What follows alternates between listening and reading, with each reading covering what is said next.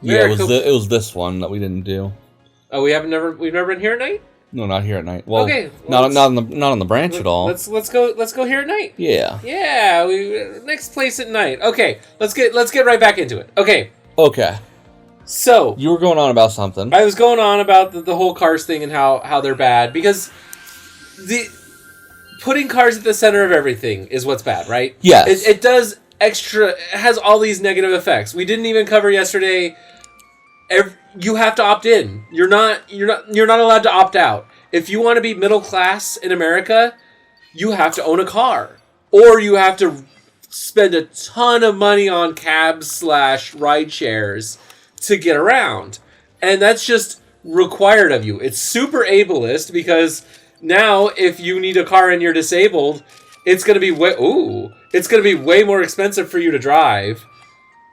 Or you just can't, and you need someone else to drive you around. Public transportation solves these problems because they have accommodations built into them that take care of those corner cases. I guess the ultimate example would be to look at a case study. Right. If what country can I wake up tomorrow and have the most options to do what I want to do? If I want to wake up tomorrow, or if I want to get up at 5 p.m. tomorrow, get drunk, and have a great time out on the town, where can I do that? Can I do that in America? Kind of, but I don't have the freedom to do that in America. I might have a privilege to do that in America, but I have to be upper middle class because I'm going to have to be able to pay for transportation to get me to that bar and back because I'm not going to be able to drive myself back. Whereas in another country... not any other country, but most other modern countries, I'm going to be able to take public transportation to and from where I'm going, or I'm going to be able to walk because those cities have been designed for being able to walk places. Right. And that's a thing that's just absolutely insane that we can't walk around here. Like, why does a software development company have to have its headquarters in a downtown area in a big giant office park? Why can't they just have a small office park so that anybody that wants to live close to there can? I mean, that's the way a lot of businesses back east in the U.S. actually still are. We do this right some places. Some places. Our friend Adam used to work a 5-minute walk from the office park. Used to live a 5-minute walk from the office park he worked at because there was a mix of businesses and residential. Because this place was designed hundreds of years ago when places had to be walkable. So more of that, please, because again, now I've got more freedom. I've got more money to spend at the end of the day because I'm not spending all my money on my 2-ton box of metal and plastic and steel that I really don't want anyway. I mean, I do want. In real life, I do want a couple cars parked in my driveway. I just don't need them to be daily commuters. I need them to be there when I need them once a week. I need the minivan for when we want to take a bunch of people from point A to point B, and we're going lots of places, and it's going to be convenient, but we're not going to a city where it's crowded and you can have a car parked. We're going to some outskirt. We're going on a road trip. I want a pickup truck because we're moving. That sort of thing. But day to day, I need a seat that goes fast. And that's better. Again, why would I not take the option of walk for half a mile, which feels great, is healthy, is nice, to some public transportation stop, sit on that public transportation for 10 minutes, and then walk for 10 minutes again. So now I have this incredibly consistent 30-minute commute to work, whereas today I have this incredibly inconsistent 30-minute commute to work where I have to leave 45 minutes to an hour beforehand to make sure I get there on time. It's loony for a lot of reasons. One, walking and sitting on a seat are much more pleasant than driving. Driving is stressful AF.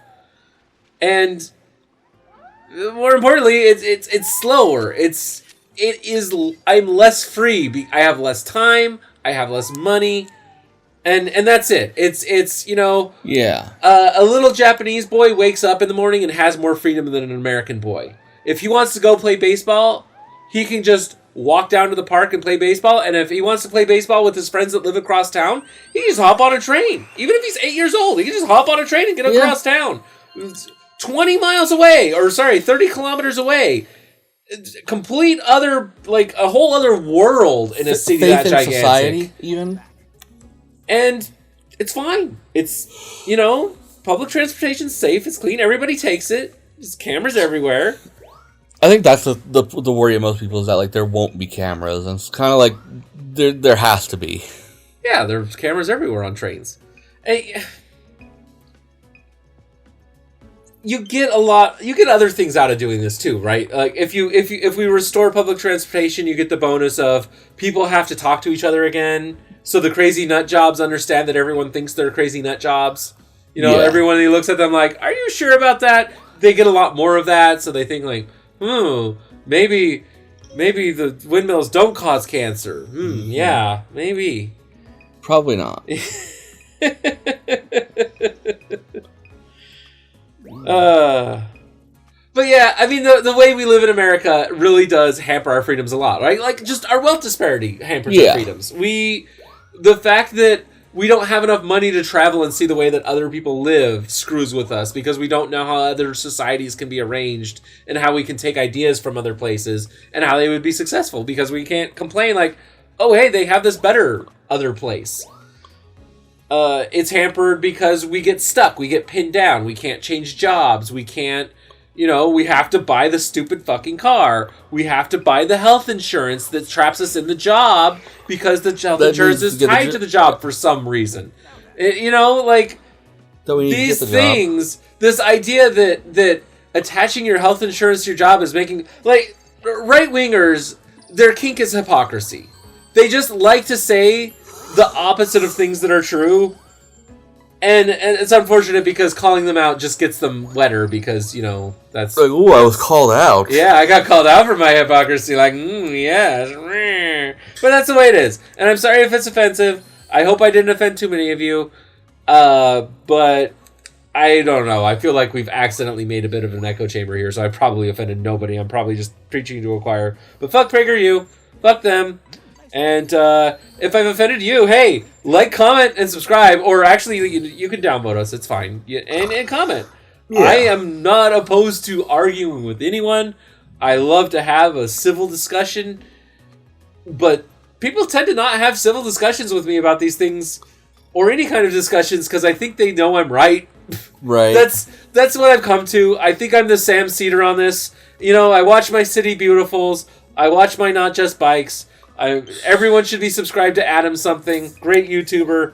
He's blown up the internet. Let's give him the 5 viewer bump. Yeah, let's give him that. He needs our views. Give him the On the Branch Gaming bump to Adam something. Give him at least something. Yeah. Yeah. I mean, my ideas are just an amalgamation of everything else I hear, right? And those are my 3 main sources, right? But yeah. I don't know. Let's go to the river at night real quick. Fix our shit. Yeah, let's go to the river. Now, in a van, down by the river at night. River. Take me to the river. Drop me in the water. Take me down to Paradise City. Speaking of offending people, and cars. Jeez, Amarith, these topics, they go together so well. I got pulled over by a coworker. Not literally pulled over. I got pulled over by a coworker on the way home. And he's the... have you ever worked with someone who's deaf? Not with someone who's deaf, no. Okay. So I've worked with... I've had a few coworkers in the past. When I worked at the library as a teenager, I'm trying to remember a few of the other places. But one of the things that I always find is... It's just... There's no good way to talk unless you actually know sign language. Yeah. Like grabbing your phone out and typing to them is kind of rough because you've got to get it and like you're showing and it's just there never seems to be this good system set up. That controller definitely should stay in your hands, Amarith. I lost control. Oh my god, there's spooters. Spooter, come here. Oh my gosh, it's a spooter. We need to get back to hunting those legendaries, Amarith. We did that for one episode. I think that was the idea to change the title card to add legendaries to it. I don't know if that's what we did. Oh, we didn't scan in time? I couldn't get it in time because it kept moving. Yeah, that's not fun. I somehow pissed him off. I somehow upset the guy I run into a lot. We clock out at the same time, so we're always at the same line at the same clock. Yeah. Several days a week. And he stopped me in front of a group of people and just very angrily gestured at his phone, and he kept pointing at it, and he kept pointing at me. He looked mad, and I have no idea how mad he is, because if you're deaf, you don't have a voice. I mean, unless you, I guess, lost your hearing after you learned how to speak. But presumably, most deaf people don't have a speaking voice, so you've got to be very, very physically expressive. So for all I know, he was only a little upset, but he seemed really upset. He showed me a picture of my license plate and gestured like two cars colliding, and like I think the implication was he almost hit me, and I drove in a way that almost caused him to hit me, but I have no idea. And that's the thing that's really upsetting about this, is the guy has basically accused me of almost causing an accident of him. And that's all the information I have. And I tried to apologize through gesture as best I could, because this happened in a place where we could not send text. He just kind of called me out in the middle of walking to our cars at the end of the day. But yeah, I don't know. I need the evidence in this trial. I need the discovery phase. And now it's been too long. It's been a week. So now I can't ask him, because now I'm going to be this guy who obsessed about it. Aww, so cute.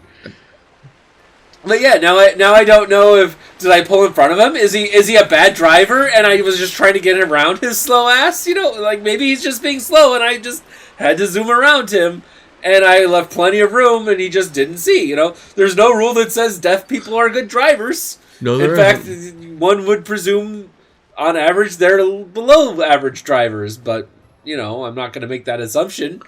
But boy, it sure would be nice to know. I'd like to face my accusation, please. Yeah. You ever been in that situation? What am I being written up for? Not doing your job. What did I not do? You weren't good enough at it. Oh. You weren't good enough at doing the job that you said that you were going to do that we didn't have available for you at this time. Maybe I'll do a better job next time on the branch. Yeah.